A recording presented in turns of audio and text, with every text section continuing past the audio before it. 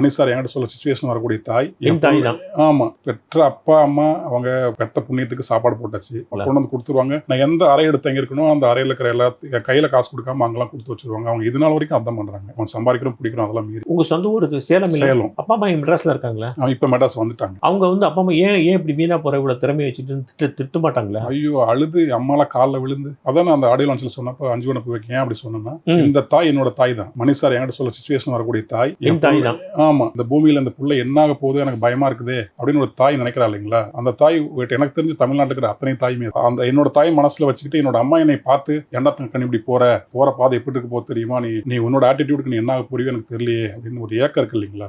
அந்த ஏக்கத்தோட தான் எங்க அம்மா இருந்தாங்க. இப்போ கொஞ்ச நாளா கொஞ்சம் நிம்மதியா இருக்காங்கன்னு நினைக்கிறேன். இப்ப அம்மாவோட தான் இருக்கீங்க? ஆமா, அம்மா அப்பா எல்லாம் கொஞ்சம் பக்கமா இருக்கு, பாத்துக்கிற இடத்துல. உங்களுக்கு திருமணம் ஆயிடுச்சு? இப்ப போதை பழக்கத்துல விட்டு திருமணம் ஆகி ஒரு குழந்தை இருக்கு. பாப்பா என்ன படிக்குது? யூகேஜி போறேன். கல்யாணம் எப்ப நடந்தது? 2019 ஐயா.